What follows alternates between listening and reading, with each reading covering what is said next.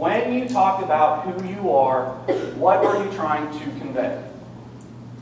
You don't start with your education. You don't start with your work experience. You don't start with anything other than the very simple idea of, if you were to translate who you are as a professional to someone who's never met you, what would you focus on? That's your profile. Your profile is that thing that they remember.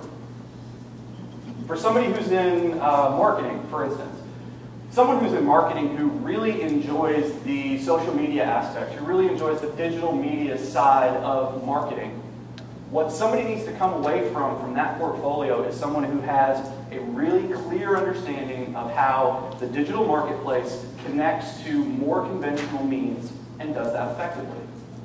That's the image that that person probably should start from. But the big thing about your image and your profile is it has to be you.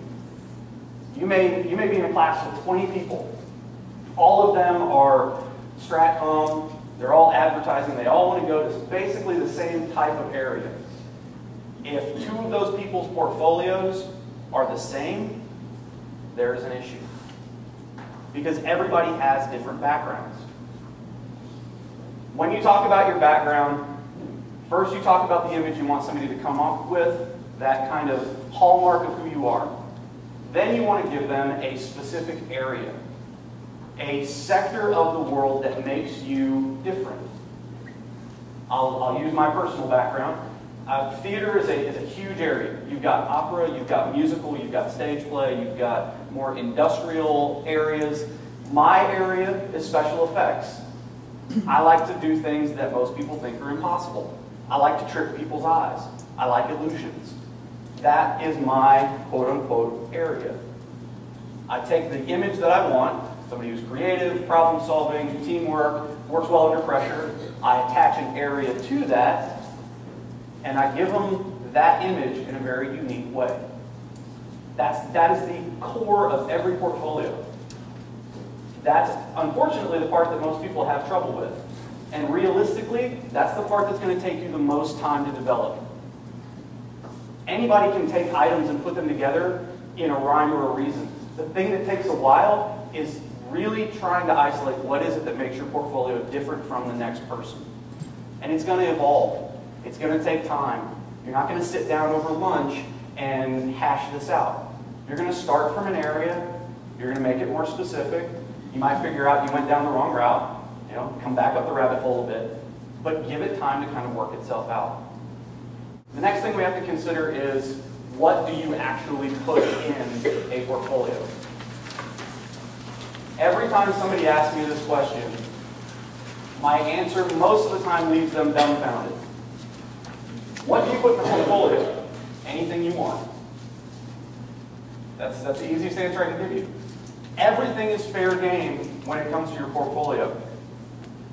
However, there are two major questions you have to ask.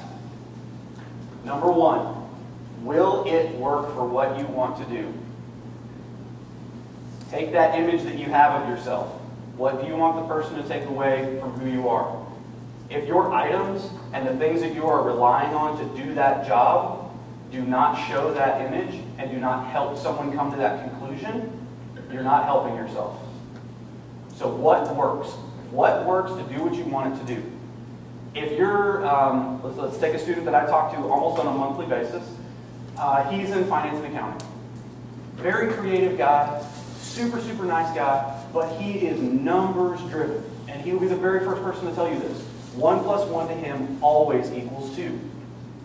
It would make no sense for him to rely on graphics, to rely on more of the artistic side of him, because it's not really doing the job that he wants it to do.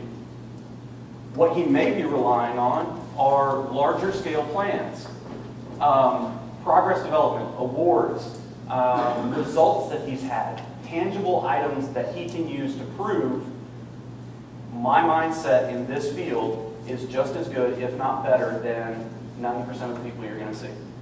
So do what works for you.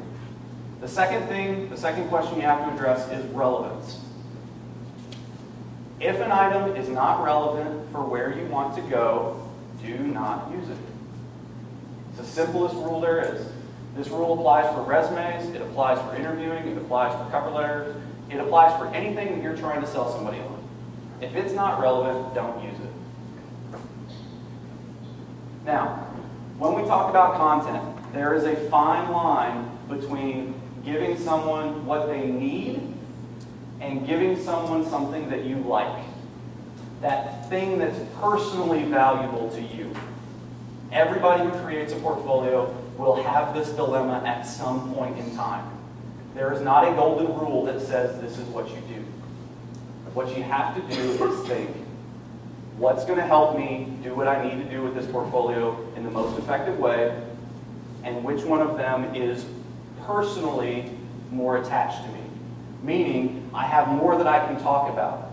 I have more that I can bring to the table in an interview when I show that person my portfolio. You're all eventually going to run into a situation where you have 2 items and you have 1 slot. Which one do you use? There's not a hard and fast rule. The only thing that I can tell you is go with your gut. If your gut tells you, if that voice in the back of your head tells you that thing in column B is going to be more effective than thing in column A, regardless of your emotional attachment, use column B. Because it's going to do the job that you need.